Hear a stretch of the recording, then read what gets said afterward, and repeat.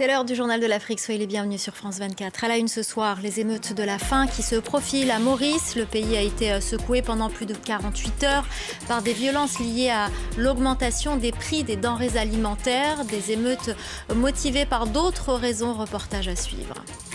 Le Niger, inquiet par la sécheresse, le rapport du GIEC est sans appel, la situation va s'aggraver. Les villageois ont déjà du mal à avoir accès à l'eau potable. Le gouvernement a mis en place une autorité pour la gestion de l'eau. Reportage à suivre. La Centrafrique qui adopte officiellement le Bitcoin aux côtés du franc CFA. Pourquoi cette décision? Les autorités y voient une ouverture vers de nouvelles opportunités. Décryptage à la fin de ce journal. L'île Maurice a été secouée par des émeutes la semaine dernière, des violences liées à l'augmentation du coût de la vie, une colère qui s'est exprimée pendant plus de 48 heures.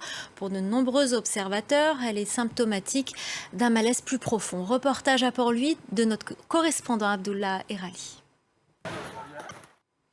Au Niger, les villageois semblent avoir perdu d'avance leur bataille contre la sécheresse et le manque d'eau, une bataille qui devient de plus en plus difficile en raison du réchauffement climatique.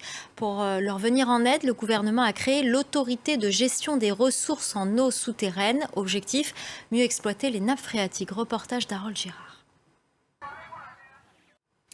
Dans le reste de l'actualité, en bref et en images, cette nouvelle campagne de vaccination contre Ebola à Mbandaka, dans le nord de la République démocratique du Congo. Objectif, stopper rapidement l'épidémie qui a déjà fait 2 morts depuis le 21 avril. Environ 200 doses sont arrivées dans la province de l'Équateur. Les agents de santé en première ligne et les personnes qui ont été en contact avec les malades décédés sont prioritaires. 233 cas contacts ont déjà été identifiés. Et puis la rougeole, l'autre virus qui inquiète sur le continent. L'OMS a tiré la sonnette d'alarme. L'Afrique est particulièrement touchée du fait du retard de la vaccination des enfants, avec une hausse de 400% pour les 3 premiers mois de 2022 par rapport à la même période de 2021. L'Éthiopie, la Somalie et le Nigeria sont les pays les plus concernés. Les rebelles tigréens du TPLF se sont presque entièrement retirés de la région d'Afar, dans le nord-est du pays. Ils occupaient la partie nord de cette région depuis fin janvier. Le TPLF quitte cette région dans l'espoir d'obtenir de l'aide humanitaire. C'est par cette région d'Afar que l'aide humanitaire est censée transiter jusqu'au Tigré et ses 6 millions d'habitants.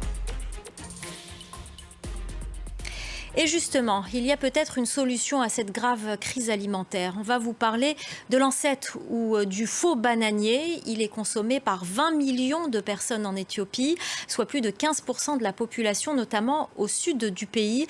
Résistant à la sécheresse, cultivable toute l'année et riche en nutriments, il apparaît de plus en plus comme une solution possible à l'insécurité alimentaire.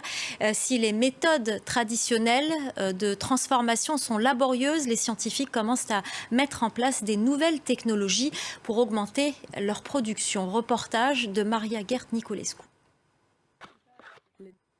La Centrafrique a adopté mercredi le Bitcoin comme monnaie officielle aux côtés du franc CFA. Cette mesure légalise l'usage des crypto-monnaies dans le pays. Pour rappel, la RCA, la République centrafricaine, est le 2e pays le moins développé au monde selon l'ONU. Pourquoi que signifie cette mesure? Les explications de Laura Roudot. Voilà, c'est la fin du journal de l'Afrique. Merci aux équipes en régie. Merci à notre chef d'édition, Célia Caracena. Merci à Laurent Berstecher. Merci également à tous nos correspondants et à vous de nous suivre régulièrement. C'est la fin du journal de l'Afrique, donc restez avec nous. L'info continue sur France 24.